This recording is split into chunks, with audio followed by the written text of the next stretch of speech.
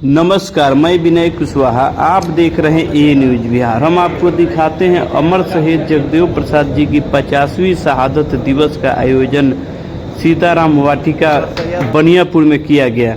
इस कार्यक्रम का आयोजन सम्राट अशोक सेना बिहार के अध्यक्ष नवल किशोर कुशवाहा की अध्यक्षता में किया गया। इस कार्यक्रम के मुख्य अतिथि अभय कुशवाहा राजद संसदीय दल के नेता थे। दूसरी तरफ विशिष्ट अतिथि के रूप में फतेह बहादुर सिंह डेहरी ऑनसन के विधायक रहे। बिहार सरकार के पूर्व मंत्री सुरेंद्र राम, राजद जिला अध्यक्ष सुनील राय, राजद के सिवान जिला अध्यक्ष इंजीनियर विपिन कुशवाहा, सिपाही लाल महतो जो तरैया विधानसभा के प्रत्याशी रहे हैं, इनके अलावा कई गणमान्य लोग उपस्थित रहे और इस कार्यक्रम को सफल बनाने के लिए अपना योगदान दिया।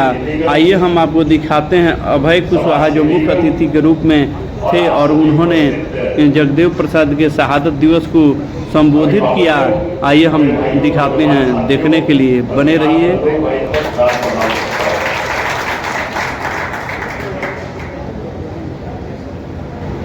साथी, मैं विशेष कुछ चर्चा नहीं करना चाहता हूँ।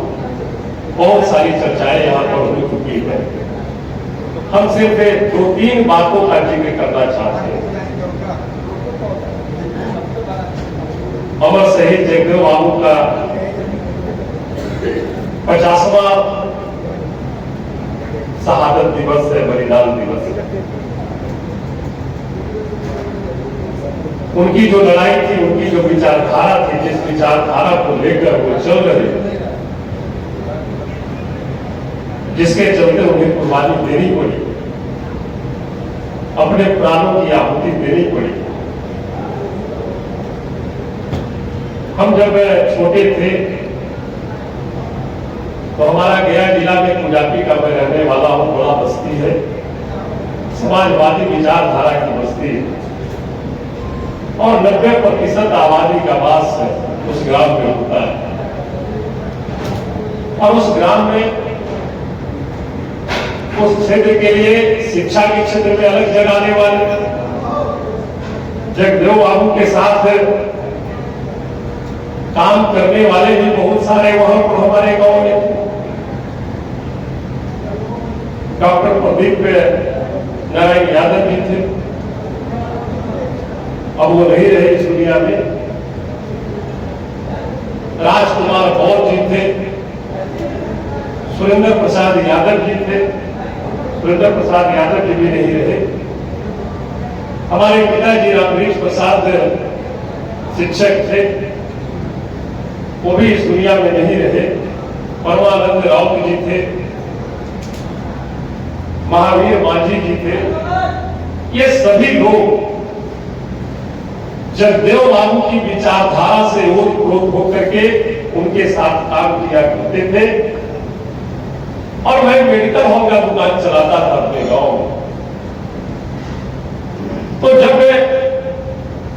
उनकी विचारधारा, उनके कर हमें तो देखने का अवसर नहीं प्राप्त हुआ था। 5 सितंबर 1974 को उनकी शहादत हुई। हमारा जन्म 72 में हुआ था। लेकिन जब उनके बारे में हमारे गांव के जो पूर्वज थे, हमारे हैं, वो जब उनके बारे में बताते थे और सुनते थे उनके बारे में, उनके क्रियाकलापों के बारे में, उनके काम करने के तरीकों के बारे में जब चर्चा वो करते थे, तो एक तरह से शरीर में नई ऊर्जा का संचार होने लगता था उनके सिर्फ किए गए कार्यों को सुनकर। तो मैं इस बात को जरूर उस समय महसूस करता था कि जब उनके द्वारा किया गया कार्य की मैं चर्चा सुन रहा हूं, तो हमें एक अजीब ऊर्जा का संचार हो रहा है। जो हमारे जगदेव बाबू थे और उनके साथ रह करके जो काम करते थे, उनके साथ कदम से कदम मिला करके जो लड़ाई में साथ थे, वो किस ऊर्जा से ओतप्रोत होंगे, ये मैं कल्पना भी नहीं करता। आज हमारे पास सब कुछ साधन है, तुरंत मोबाइल है, फोन है, कनेक्टिविटी हो जाती है, गाड़ी है, तुरंत पहुंच जाते हैं, आवागमन का साधन है। लेकिन उस समय तो इन सारे चीजों का अभाव था, उसके बावजूद भी एक बहुत बड़ी लड़ाई उन्होंने छेड़ रखी थी। सब नारा आप जान रहे हैं, हम उसका जिक्र नहीं करना चाहते। उसके पहले जननायक कर्पूरी ठाकुर जी मुख्यमंत्री बने और जब उन्होंने आरक्षण दिया तो उनको लोग किस भाषा का इस्तेमाल, उनके मुख्यमंत्री रहते भर में किस तरह का भाषा का इस्तेमाल वो लोग करते थे, वो इस्तेमाल भाषा का करने वाले लोग कौन थे, याद होगा? तो इन सब चीजों को याद करना है साथ। और मैं यही नहीं बल्कि किसी भी मंच पे जाता हूं तो एक बार जरूर बोलता हूं कि जगदेव बाबू जो लड़ाई लड़े थे और जो उनकी सोच और जो विचारधारा थी और जिस विचारधारा के तहत लड़ाई लड़ते लड़ते उन्होंने प्राण की अपनी आहुति दी, उनकी ये आहुति बेकार नहीं गई साथी। ये मैं दावे के साथ बेकार नहीं। 74 में उनकी शहादत होती है और 74 के आंदोलन में बिहार से बहुत सारे नेता का उपज होता है। 74 के आंदोलन बहुत सारे नेता, आदरणीय लालू प्रसाद यादव जी, राम विलास जी, सब लोगों की उपज होती है। और सब लोग को छोड़ दीजिए तो लालू प्रसाद यादव जी का नाम मैं जरूर लेना चाहूंगा कि उन्होंने जगदेव बाबू की विचारधारा को लेकर के आगे बढ़ने का काम किया। समाजवादी विचारधारा सोच के जो भी लोग थे उनके विचारधारा को लेकर के आगे चलने का काम किया। और जब पहली बार 1990 में वो मुख्यमंत्री बने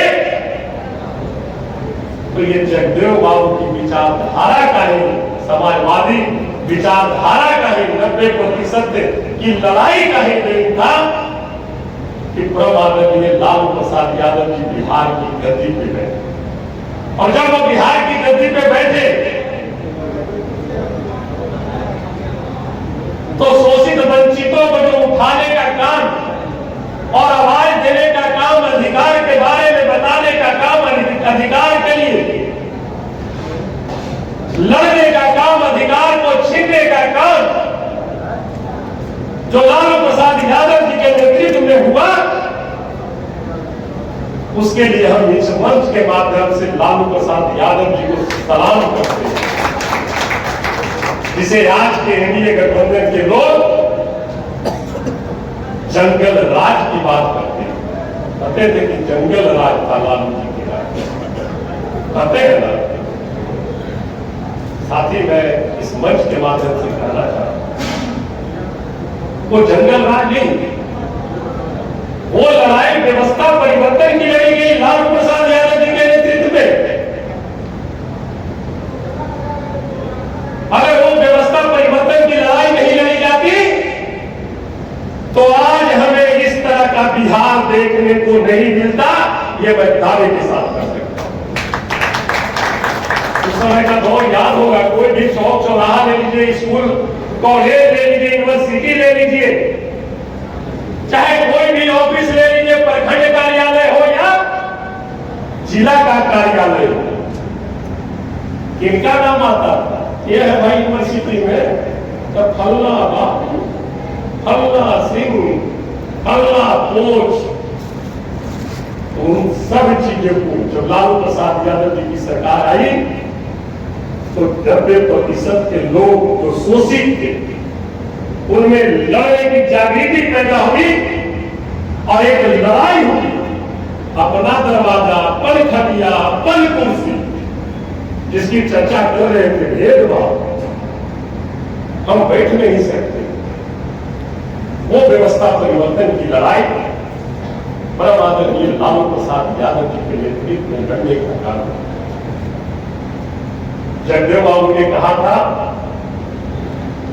पहली पीढ़ी मारी जाएगी, दूसरी पीढ़ी जेल जाएगी, तीसरी पीढ़ी राज करेगी। ये समझने की बात है। वो तीसरी पीढ़ी कौन है साथी? वो तीसरी पीढ़ी आज है, आज जो जगदेव बाबू का सपना था पूरा 90% का वो पूरा हुआ। और मैं दावे के साथ कह सकता हूं कि बिहार में अब जब भी कोई मुख्यमंत्री या शीर्ष पद पर बैठेगा तो वो 90% का बेटा ही बैठेगा, बेटा। लेकिन हमें थोड़ा समझने की आवश्यकता होगी, इस पर चिंतन करने की आवश्यकता होगी। जब उस लड़ाई को हम लोग लड़ लिए, अब 10% वाले बहुत ही होशियार हो चुके हैं। अब वो दूसरी तरह से शासन आपके बीच कर रहे हैं। उस चीज को हमें समझने की जरूरत है। ठीक करें, और वो हमारे बीच रह करके अपने ही लोगों के साथ 90% के कंधे को साथ रख करके और 10% वाले आपके कंधे पर बैठ करके आज सत्ता चलाने का काम कर रहे हैं। इस चीज को हमें समझने की आवश्यकता है।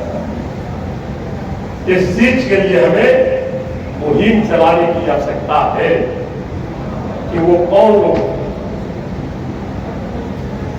हम लोगों को 90% से 90% को लड़ाने के लिए आपको ये देखना होगा कि 10% वाले जो लोग हैं वो किनके साथ है, किनके समर्थन में। इस चीज को देख करके हमें आगे का निर्णय लेना होगा। हमारे नेता आदरणीय तेजस्वी बाबू, क्या उम्र है उनका? 32-34 साल, 32-34 साल उम्र के हैं। आप देख लीजिए किस तरह का भाषा का इस्तेमाल उनके जितने जो विरोधी हैं, हाई लेवल के जो सबसे टॉप पर जो बैठने वाले लीडर है देश में, वो भी किस तरह के भाषा का इस्तेमाल करते हैं, क्या क्या नहीं बोलते हैं। उनके बारे में छोड़ दी, उनके परिवार के बारे में, जिस उम्र के हैं वो, मैं तो समझता हूं कि अगर हम लोग के साथ इस तरह का बात आती है तो शायद हम लोग को भी बर्दाश्त नहीं होता। लेकिन मैं धन्यवाद देता हूं भाई तेजस्वी जी को कि उन तमाम कड़वी बातों को अपने दिल में दफन कर करके कभी भी अमर्यादित भाषा का इस्तेमाल उन्होंने नहीं किया किसी के प्रति। इसके लिए हम धन्यवाद देते हैं। इस तरह की सहनशीलता, इसलिए साथी हम लोगों को सजग रहने की जरूरत है। अधिकार, आपका अधिकार, आपके जो लोग हैं आपके अधिकार को वही समझ सकते हैं।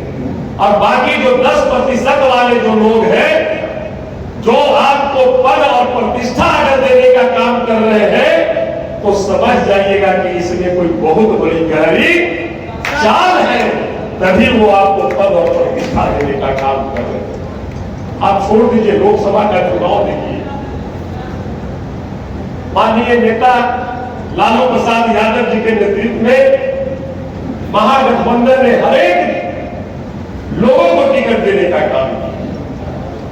हमने कहा कि वो बोलते हैं, प्रचार कर रहे थे प्रधानमंत्री जी कि लालटेन का मतलब लालू यादव का परिवार। तो मैंने लोकसभा चुनाव में एक मन से कहा था कि हाँ, अगर औरंगाबाद से अब है कुशवाहा लालटेन लेकर के माथे पे चल रहा है तो हम हैं लालू जी का परिवार।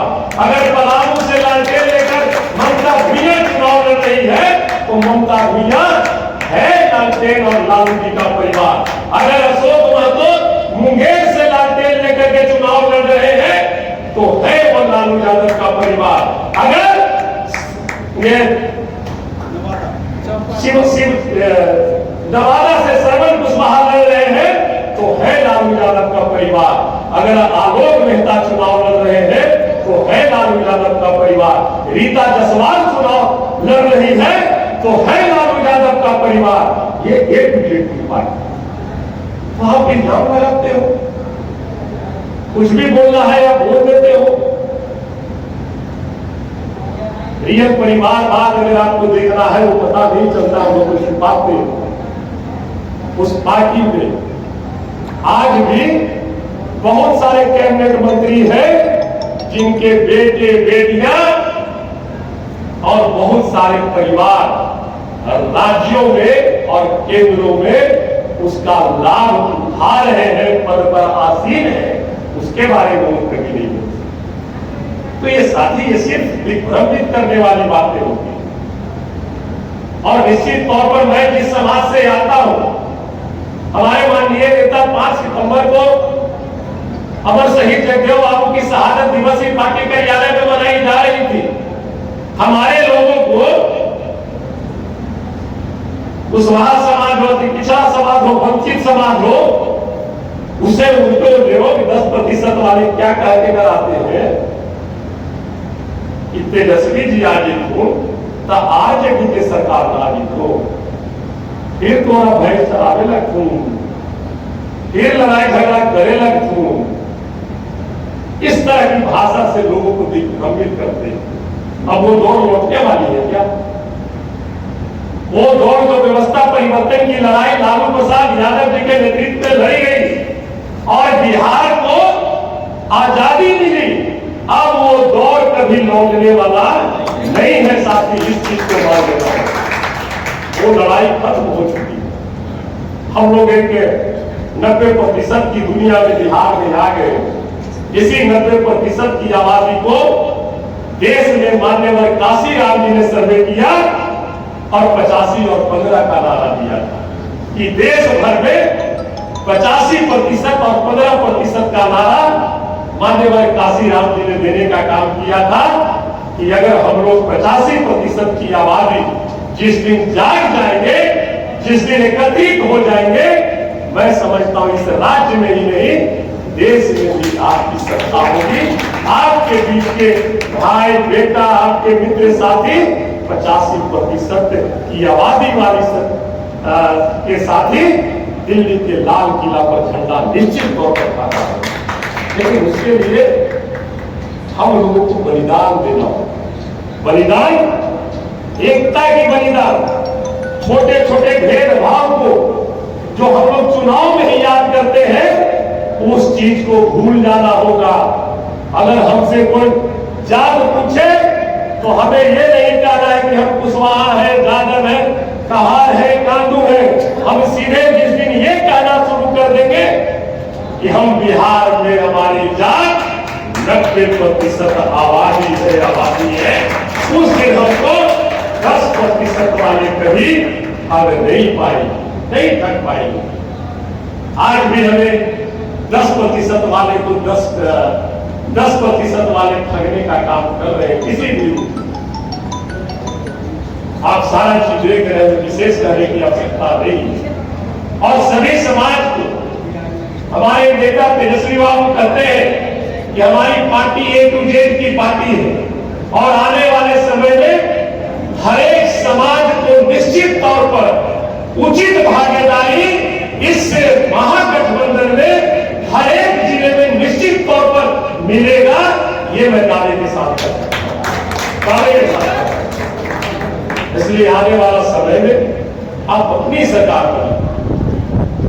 दिखाने की 90% की सरकार नहीं हो, वास्तविक में आप 90% की सरकार बनाइए और 25 में सारा गीला सितवा भूलकर पूरी मजबूती के साथ आपसी प्रेम भाईचारे का संबंध बना करके 2025 में अपना सरकार बनाइए और अपना हक और अधिकार जो अभी हमें मांगना पड़ता है उसे हमें मांगने की आवश्यकता नहीं पड़े। उसके लिए एकजुट होइए और तरह तरह के मौसम वैज्ञानिक हमेशा आपके बीच आते रहेंगे, हमेशा आते रहेंगे, लेकिन उस मौसम वैज्ञानिक को भी समझते रहिए और समझ करके जिस तरह से 10% वाले 90% वाले लोगों का राजनीतिक स्तर करते हैं, उसी तरह से राजनीतिक जवाब एक जुटता होकर के 10% वाले को देने का काम कीजिए। यही सच्ची श्रद्धांजलि होगी भारत लेनिन अमर शहीद जगदेव बाबू के प्रति। और जितने भी हमारे समाजवादी विचारधारा के जो हमारे पूर्वज रहे हैं, उनके प्रति सच्ची सहानुभूति होगी, सच्ची श्रद्धांजलि होगी। यही हम कहते हुए आप बात कर रहे थे भारत रत्न देने की। मैंने फर्स्ट विधान लोकसभा में जब गया तो हमारा इस पर क्वेश्चन ऑलरेडी जा चुका है और मैंने इस पर आवाज भी उठाई है और ये आवाज दबने वाला नहीं है। इन 5 साल के अंदर जब तक बिहार में भारत लेनिन की उपाधि और भारत रत्न की उपाधि से अमर शहीद जगदेव बाबू को नहीं सम्मानित किया गया तो उसके लिए सड़क से लेकर संसद तक निश्चित तौर पर हमारी लड़ाई जारी है। हमारी लड़ाई जारी हो चुकी है। हमने एक बात और की, बिहार में 2 सेंट्रल यूनिवर्सिटी है, एक मोतिहारी में और दूसरा गया में। तो मोतिहारी बापू की धरती है, तो वहां केंद्रीय विद्यालय का तो नामकरण महात्मा गांधी सेंट्रल यूनिवर्सिटी किया गया। लेकिन जो गया में गया मोक्ष और ज्ञान की भूमि है, बुद्ध की धरती, और बुद्ध के सबसे बड़े प्रचारक सम्राट अशोक थे। तो मैंने ये सवाल लोकसभा में रखा कि जिस तरह से मोतिहारी में चंपारण की धरती महात्मा गांधी की धरती है और वहां पर महात्मा गांधी यूनिवर्सिटी का सेंट्रल यूनिवर्सिटी नामकरण है, उसी तर्ज पर गया के दक्षिण बिहार सेंट्रल यूनिवर्सिटी को सम्राट अशोक सेंट्रल यूनिवर्सिटी नाम से सम्मानित किया जाए, नामकरण किया जाए। इसके लिए मैंने सदन में भी बोला, मंत्री को भी लिख के दिया है, गृह विभाग को भी दिया है, शिक्षा विभाग को भी लिखा है। ये लड़ाई हम लोगों की निश्चित तौर पर जारी रहेगी और आने वाले समय में हम आपके बीच आपकी लड़ाई औरंगाबाद आजादी के बाद 90% का बेटा आपका भाई आपके बीच का प्रतिनिधित्व करने का अवसर मिला। तो कोई मामूली बात नहीं। हम जब वहां गए तो हमने नारा ही दिया कि वोट हमारा राज तुम्हारा नहीं चलेगा, खेल चलेगा। ये नारा हमने वहां दिया और इस नारा का ही देन है कि 4,65,567 मत हमें वहां पे प्राप्त हुई और 79,111 मतों से ऐतिहासिक आपका 90% की आबादी का वहां पर जीत दर्ज हुआ। लेकिन अभी और भी हमें सतर्कता बरतने की जरूरत है। हमारे विरोधी को 3,88,000 वोट आया है, उसमें से 2 से 2.5 लाख वोट आज भी हमारे 90% की आबादी का ही पड़ा है। उसके लिए हम लोगों को संघर्ष करना है साथ। और आप जानते हैं औरंगाबाद जब वो सीट हारे हैं तो औरंगाबाद में गम नहीं है, इसका गम पूरे प्रदेश में है। तो जब आप गम पूरे प्रदेश में बना सकते हैं तो हम खुशी क्यों अपने पूरे प्रदेश में नहीं बनाएंगे। इसलिए चिंता नहीं करना है। आपकी ताकत से, आपकी मेहनत से, जो आपके विचारधारा को, आपकी सोच को और आपके हरेक आवाज को आगे बढ़ाने का काम करेंगे, उस व्यक्ति का नाम, उस गठबंधन का नाम वहां गठबंधन है। और बिहार के लिए एक नई रोशनी भाई तेजस्वी यादव की है। हम आपसे विनम्र आग्रह करेंगे कि सारे चीज को भूलकर मजबूती के साथ एकताबद्ध तरीके से आप लोग साथ में आने वाला समय में आपकी सत्ता होगी, आपकी सरकार होगी, ये निश्चित तौर पर मैं दावे के साथ कर सकता हूं।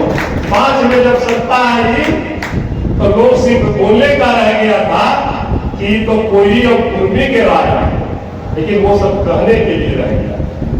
लेकिन ये मैं जरूर दावे के साथ कर सकता हूं कि 2025 में जो आप सत्ता परिवर्तन कीजिएगा तो आपको जरूर यह आभास होगा कि अब हमारी 90% की सरकार आ गई है, ये जरूर आभास होगा। ये मैं दावे के साथ आज के दिन कहना चाहता हूं। आप सभी लोग इतना जानदार शानदार भाई किशोर जी जितने भी इनके टीम है आज इस तरह का आयोजन किए और इसमें आप सभी लोगों ने हमें आमंत्रित कर बुलाने का काम किया। इसके लिए इस जिला के सभी सम्मानित साथियों का, सभी सम्मानित पदाधिकारियों का, जनप्रतिनिधियों का और 90% सभी सम्मानित विचारधारा वाले अभिभावक युवा साथियों का हम अपने दिल की गहराइयों से आभार प्रकट करते हैं, बहुत बहुत धन्यवाद देते हैं। जय हिंद।